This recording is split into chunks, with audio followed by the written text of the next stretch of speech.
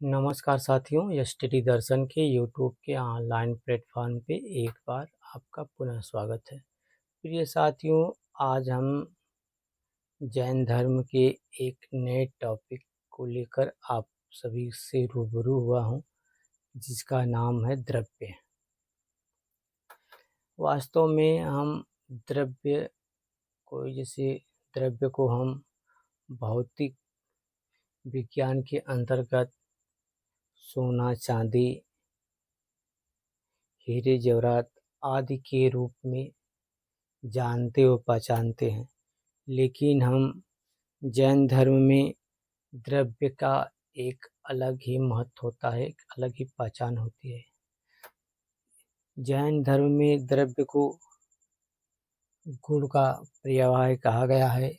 द्रव्य दो प्रकार का बताया गया है, आस्तिकाय और एक अनास्तिकाय।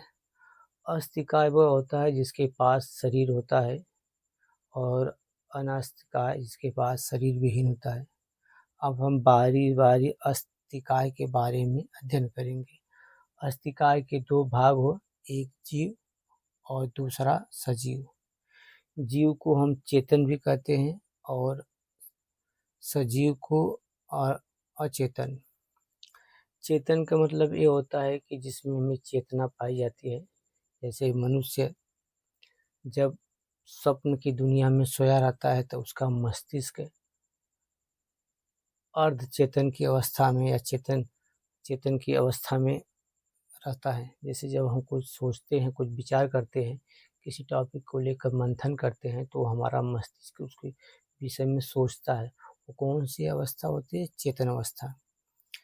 और उसी प्रकार सजीव में अचेतन की अवस्था, जब हम सो जाते हैं तो जब किसी वस्तु पे, किसी विषय पर या किसी टॉपिक पर हम चिंतन नहीं करते हैं तो अचेतन की अवस्था होती है।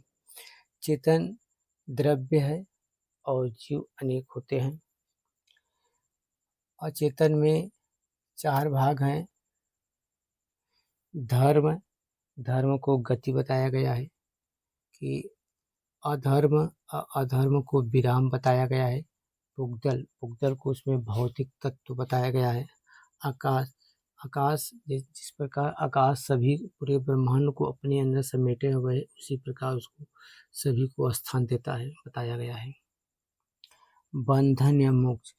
जैन धर्म में जीवों का पुगदल से संयोग बंधन है। जैन धर्म में पुगदल से संयोग ही बंधन है तथा पुगदल किसे कहते हैं? भौतिक तत्व से वियोग मोक्ष है। स्राव या बहना क्या है? पुगदल कणों का जीव की तरफ प्रवाह बहना है। भौतिक तत्व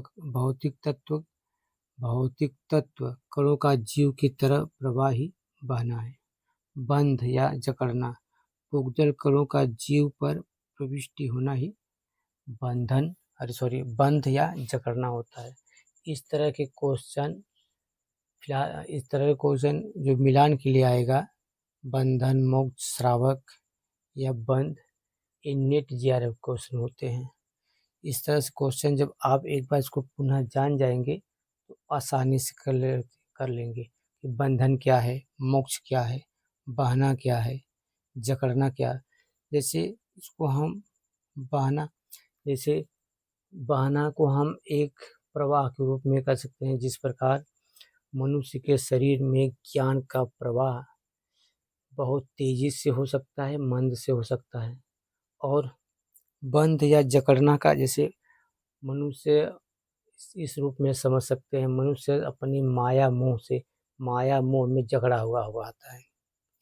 मोक्ष बंधन जब मनुष्य पैदा होता है तो एक बंधन में बंध जाता है। जैसे उसमें अनेक दायित्वों का निर्वहन करना होता है, जैसे माता पिता, भाई बहन और अन्य जिम्मेदारियां होती है, वो बंधन होता है। जब व्यक्ति मृत्यु को प्राप्त होता है या मोक्ष को प्राप्त होता है तो वो बंधन से मुक्त हो जाता है। इस प्रकार हम उम्मीद कर रहे हैं कि आप सभी को अवश्य समझ में आ गया होगा। Thank you very much.